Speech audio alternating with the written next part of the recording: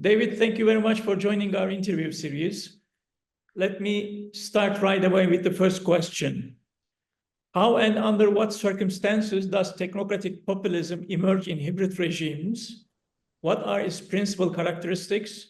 And what strategies do technocratic populists use to stay in power and govern? What is its difference from conventional populist parties? Okay, thank you.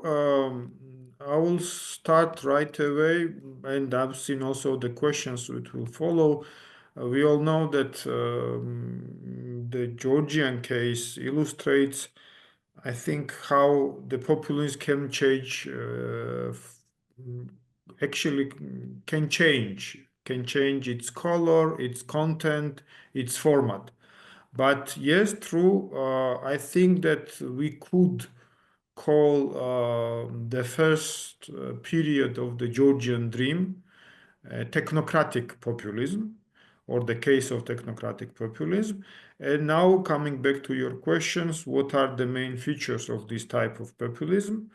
The main feature is underlying that those who are in power or who anticipate to become the power holders have a specific skills, specific expertise, which distinguishes them from others. Or, in other words, they are free from any ideological, or they don't pretend to have any specific ideological position. And what they try to underline and emphasize is, again, I repeat, their capacity to govern, to improve lives of ordinary citizens. To get more to be more specific, maybe one step forward. In case of Georgia and the Georgian Dream, this particular technocracy, or the technocratic part of populism, is illustrated in in comparing state governance with the corporate governance, like with the business model of it. You know that one of the most influential person in Georgia currently, who is the founding father of the Georgian Dream and this kind of populist Georgia, she comes from the business. I mean, he's a former businessman. He let's say, acquired his fortune in Russia, 1990s, and he regards himself as a very successful businessman. So planting this experience from the world of business into politics, that's what he was like portraying himself, and saying that being successful in business, I will be also successful in politics. And the way how the business runs, I already know, and now I will apply the same methods, and I will run country like I have run my businesses. So if we combine these features, the first one, I repeat, saying that we have a technical expertise. Second, we don't really have any ideological, strong embodiment, or the strong ideological basis. And the third, we are experienced in business, and we apply the same approach now to politics. So this is the foundation. How it was then implemented in case of Georgia. Actually, Ivanishvili was selecting his followers, his members of the party, I mean the leadership, or especially in the government, as he would select the managers for his own company. So he is like a stakeholder. He owns the business, but he then hires managers, hires and replaces at any given moment, and they run then the company on his behalf. So he is not the decision maker on every routine issue, not on every day or the daily basis, but these guys, the operatives, let's say so, they do implement his strategic decisions. So which means that prime minister, minister, speaker of the parliament, chairman of the party, these are his managers. So they manage the specific area. He trusts them, and of course, he can replace them quite based on their performance. If he is not happy with that performance, he can easily remove, you know, uh, and add new managers, replace them, and so on and so forth. So this is very, in a nutshell, how the Georgia was run until 2022. All right. How has the technocratic populism influenced the balance of power and the role of democratic institutions like the parliament and judiciary in Georgia? That's a very good question because it subjugated somehow. If we agree that this model somehow explains how Georgia was governed, then all these all, let's say, powers of authority, all its institutions are part of this mechanism, which means that judiciaries may be a legal department of the business. Parliament is maybe somewhere when the procedures are just developed and drafted. So, but in the end, ultimately, all these institutions are not balancing each other. They are not oversighting each other like Parliament should do in terms of in regard to executive. No, they are simply elements in one system. Again, they are simply the administrative divisions of a company. Therefore, it's of course very harmful to democracy because it undermines its specific institutions. You mentioned judiciary and parliament. Parliament loses the control, the prerogatives to oversight, to check the government, the executive. The same is for judiciary. Judiciary becomes just and registry. I mean, just making decisions, not making, but implementing the decisions, what comes from the top. Therefore, it's of course, as any other forms of populism, is exactly the same way harmful for, well, just applying a different method, a different approach. But of course, it's very harmful for democracy. Right. What role does the Georgian Dream's strategy of managing political opposition through loyalty-based appointments and selective prosecution play in shaping an increasingly autocratic governance model in Georgia? When we observe how the Georgian Dream developed over time, right? 2012, they came to power. 2012, 2016, it was a weak coalition because the Georgian Dream, it was not a coalition the way we know it from European countries or elsewhere in the world, but it was the Georgian Dream, which on its list, because it was 2012, they were challenging the previous government.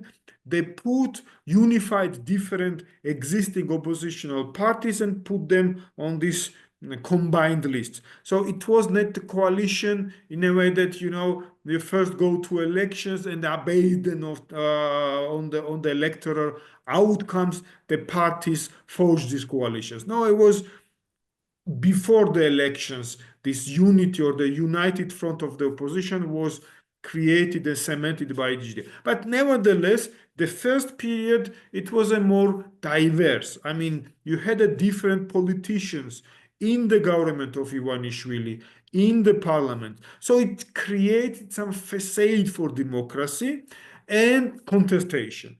But starting from the second term, 2016, so GD got rid of all these former allies.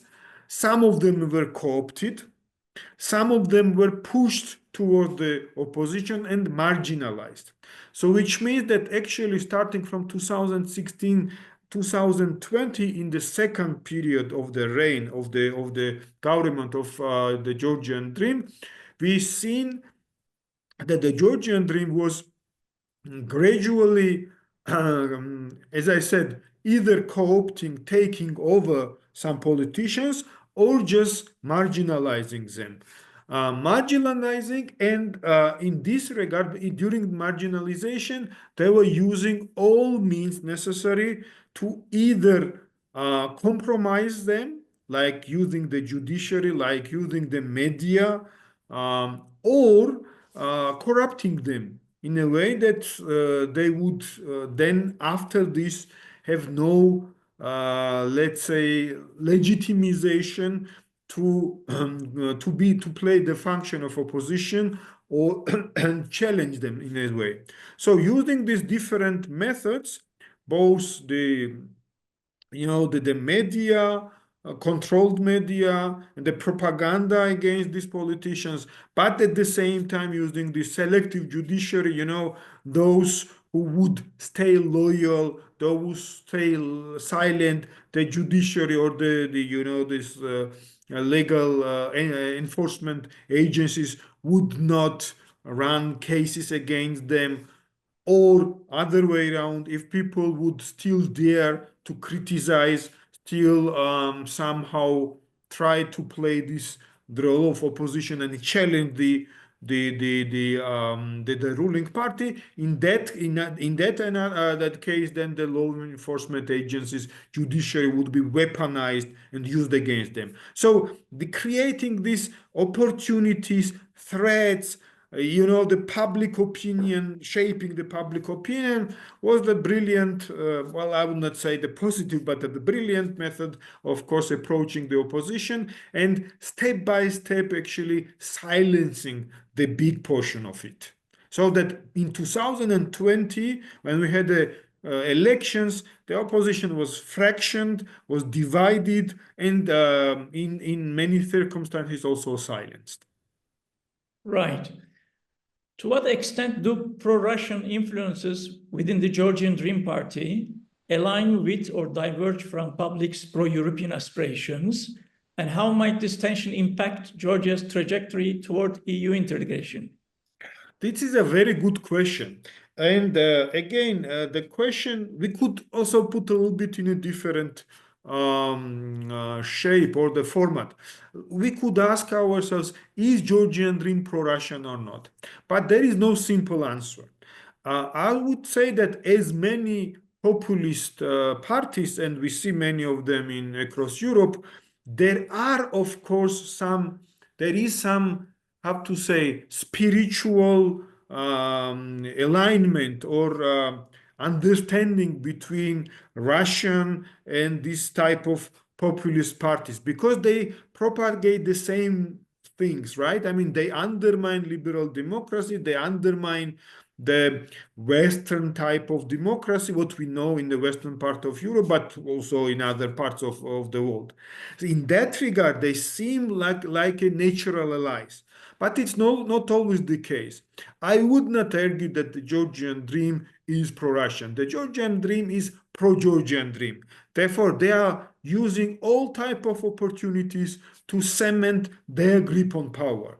Until 2020, until 2022 even, until the war broke out in Ukraine, Georgian Dream was trying to combine having this pro-Western facade, but being autocratic behind. So therefore, there was no clear. There were, of course, lots of voices criticizing the Georgian Dream and saying that this party or the policy, what they are actually trying to follow, this discourse is pro-Russian. But it was really difficult to make a final statement on that. After the war in Ukraine and after Georgia gained the status of the EU candidate status and the prospect of the membership formally opened, Georgian Dream understood that there was a that would create a pressure on the party to implement really deep and far-fetched reforms, and that they were not willing to do so. Therefore, they tried slightly and gradually distance from the requirements what the EU was setting for them. And here we saw that step by step they were they were moving towards this anti-Western, anti-European position, distancing from the Western orbit, let's say so. And in parallel, they were increasingly using the same vocabulary that the Russia is using currently.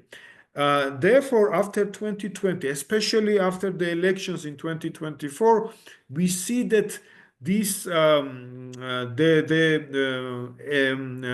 say approximation of GD and the Russian politics is now more visible, is now more traceable than it was before.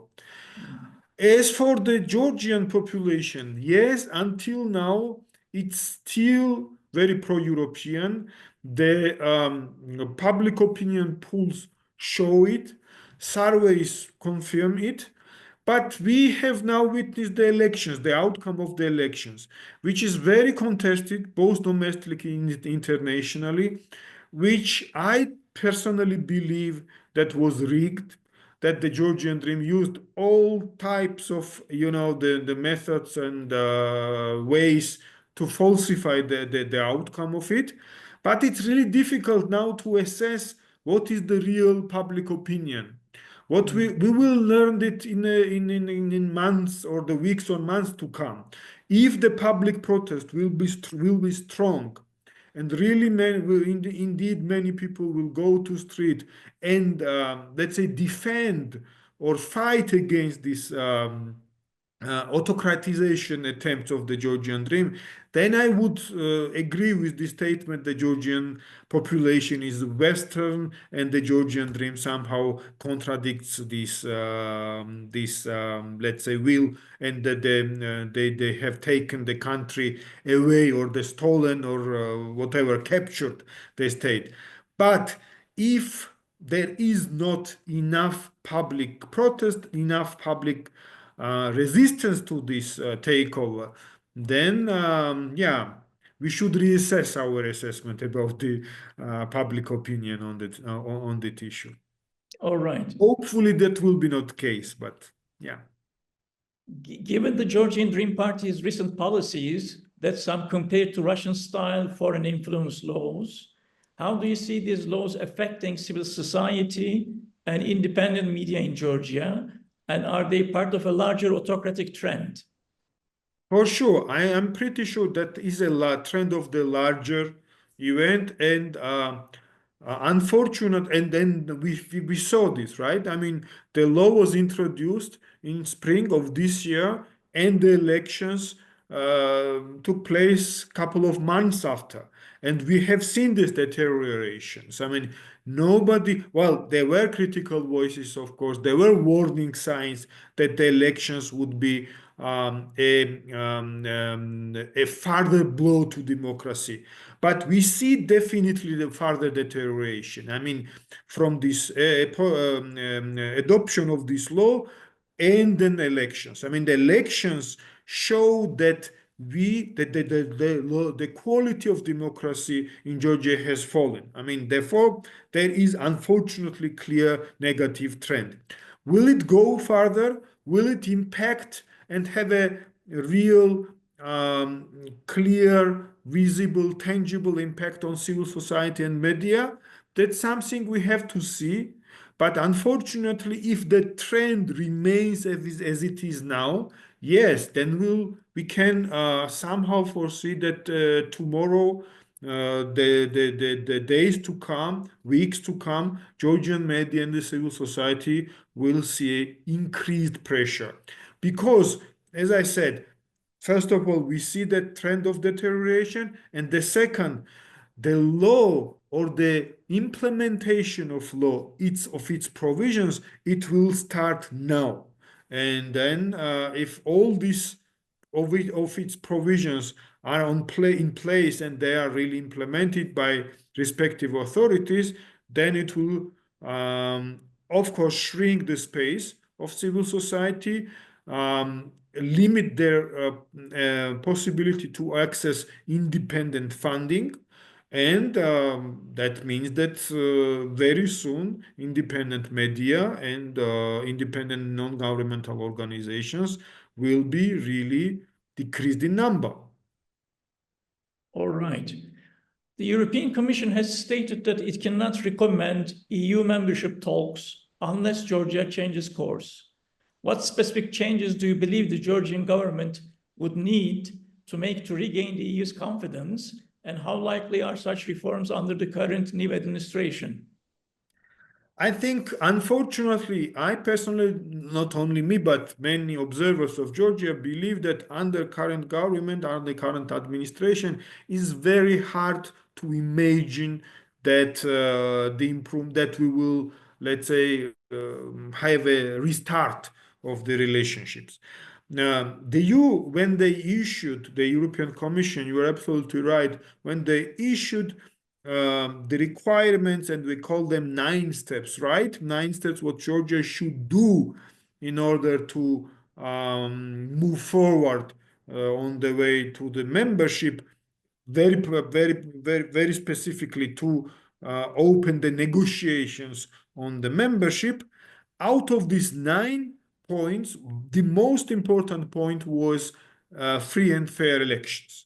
So the EU expected from Georgia to conduct free, fair, and competitive elections.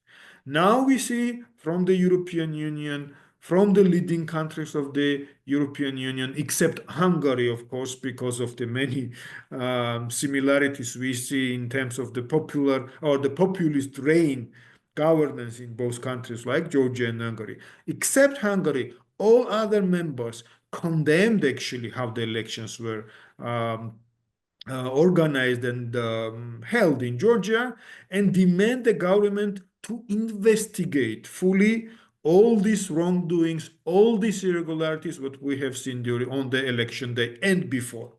But we do not see any signs that the Georgian authorities are ready to meet this requirement. Therefore, I do not expect that the Georgian authorities will be ready to meet other 8 requirements set by the European Commission.